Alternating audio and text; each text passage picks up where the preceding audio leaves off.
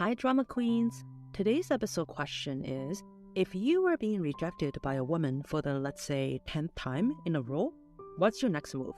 It seems for Hae-Jin, the most reasonable action is to ask for her hand in marriage. Are you looking forward to that painful scene in this episode? Well, me neither, but there's still plenty more other good stuff happening. So get comfy everybody and let's binge. Episode 12 starts with Hae-Jin being interviewed about capturing a stalker. In the middle of the interview, the newscaster gets wind of the juicy fact that Hae-Jin's fiancé has been married and divorced many times before. He brings this up to Hae-Jin while the cameras are rolling, and he's caught off guard on how to respond. Meanwhile, Sang-Eun is not in the mood for a cute date with Ji-ho because of the public backlash. She doesn't want to damage Ji-ho and Hae-Jin's reputation by associating with them. Ji-ho's pretty chill about it. Rather than caring about public scrutiny, he cares more about whether or not Sang-Eun is happy. At this moment, definitely not happy, dude. Sang-Eun gets a call from Hae-Jin from the studio asking to meet and work out a plan to deal with all this chaos. Sadly, the pair needs to cut their date short. At work, Ji-ho overhears his co-workers talking about Sang-Eun's epic divorce history. One girl even swears she will confront Ji-ho about it and get all the insider details. But when Ji-ho shows up at the door with a murderous glare, she's scared to say anything but hello. Miss Yu is impacted by the news as well. She's got her hands on Sang-Eun's past divorces and finally learns how she's managed to make a living all these years. More importantly, the marriage alliance can be considered dead in the water again. Woo is worried about Sang-Eun moping in her room and not so subtly checks in on her. He hides the news about Miss Yu trying to force him out, as he doesn't want to worry Sang-Eun with another thing. She tells him that she needs to take matters into her own hands and fix this at once. On Hae-Jin's side, Ji-yeon, the trusty lawyer, is helping him think of plans. She suggests that they throw Sang-Eun under the bus, claiming that they know nothing about her sordid past. Hae-Jin is worried this is too much burden for Sang-Eun to carry alone and refuses to play the victim. Good for you, guy. Sang-Eun shows up at this moment and she agrees with Ji-yeon. She is determined to take the full blowback alone. Hae-Jin resists but cannot win against the stubborn Sang-Eun, who leaves after telling him and his team to prepare the press release. Ji-yeon calls Ji-ho to talk about Sang-Eun, and when he doesn't pick up, she texts him to let him know that she's prepared to take everything on by herself. Woo is also worried about Sang-Eun and requests a meeting with Ji-ho. He tells him everything he knows, including that Miss Yu is trying to set Sang-Eun up with a corporate marriage alliance on top of everything else that's happening. He shares with Ji-ho that Sang-Eun is an extremely warm-hearted woman. When Woo contracted her to be his wife, the amount of gifts she prepared for his family amounted to 10-fold the payment he could afford to pay her. She can't stand those she cares about unhappy, and the only person's happiness that she disregards is her own. He can tell that she's super in love with Ji-ho, but it's also possible that she'll try to let him go to preserve his well-being. After their conversation, Ji-ho sits and thinks for a long time, and then he makes a badass call and says, "Within 3 minutes, I want all the information you have on the Ina group." Oh man, it looks like he's going on the offensive, and I can't wait to see what he can do. Miss Yu waits at home for Sang-Eun to come back. She then lectures her harshly for cheapening herself with all the divorces and ruining her value as the perfect bride material. Sang-Eun accuses Miss Yu of forever seeing her as an object, and their relationship deteriorates once again. Hae-Jin contemplates in the dark and decides to call for a press conference. Who knows what he's got planned? As for Ji-ho, he calls Ji-yeon out and hands her a plan that will save Hae-Jin, but more importantly, will protect his beloved Sang-Eun. Ji-yeon is jealous and refuses to cooperate. On her way out, she gets news of Hae-Jin trying to speak to the press unsupervised. After leaving his ex, Ji-ho walks to the cafe where Sang-Eun is hiding. Watching her from afar, he calls her and hears her heartbroken reflection about needing to leave him alone so she doesn't ruin his life with her soured reputation. The next second, he shows up in front of her, wipes away her tears, and takes her into his embrace. In that moment, Sang-Eun can no longer hear the screams of the world because all she can listen to is Ji-ho's steady heartbeat that brings her a sense of calm and safety. Ji-yeon finds Hae-Jin, who's pacing in the conference room like a trapped animal.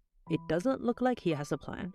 She promises that she will save him and Sang-Eun and takes over as the speaker of the conference. She takes out the press release that Ji-ho's drafted for her and starts to read. She starts by saying that the rumors are true, that Sang-Eun has been married many times before. Cameras flash like crazy at the shocking admission, and Hae-Jin starts to panic. Then she changes her tone and emphasizes that, unlike the news that's spreading online, none of Sang-Eun's ex-husbands regret loving her, and they all want the best for her. This shows that Sang-Eun was never the problem in those marriages and is not the bad woman that she's portrayed to be. As for Hae-Jin, he's known about Sang-Eun's history since the beginning and decided to accept her fully for who she is. This is pretty good because the speech not only rids Sang-Eun of the bad label of being a bad woman, it also paints Hae-Jin as an open-minded and accepting lover. She concludes by saying that for all those that spread slanderous claims online, the Kang group and Hae-Jin's entertainment agency will take legal actions in order to protect his reputation. Ji-ho and Sang-Eun watch the press conference as well, and they feel relieved that this is maybe coming to an end. She just needs to find an opportunity to pretend to break up with Hae-Jin amicably, and hopefully can fade into obscurity again. After the conference, Ji-yeon explains to Hae-Jin why the ex-husbands rallied around Sang-Eun. They hired Sang-Eun to show face, so understandably they don't want the truth to come out that it's all fake. It's much better to just pretend that it was a real marriage that ended in friendly divorce. Ji-yeon then finds Ji-ho again, and we learn that during the press conference, she added an unscripted part about how in love Hae-Jin and Sang-Eun are. We can understand that she's just trying to make the breakup between the fake couple harder, and that would maybe buy her some time to win Ji-ho back, but to be honest, that seems pretty pointless. That night, Sang-Eun makes a big show to go to Hae-Jin's for dinner, giving the press lots of opportunities to take glamorous photos. Hae-Jin still gets up his hope that maybe he still has a chance with her. Wow, this guy is so delusional. Sang-Eun tells him that after today, there will be rumors getting out about how she can't handle the pressure of the limelight and ultimately is choosing to break up with him. She knows this will paint her in a bad light again, but she doesn't want to drag this on further. It's not fair for Hae-Jin and herself, but especially it's not the right thing to do to Ji-ho.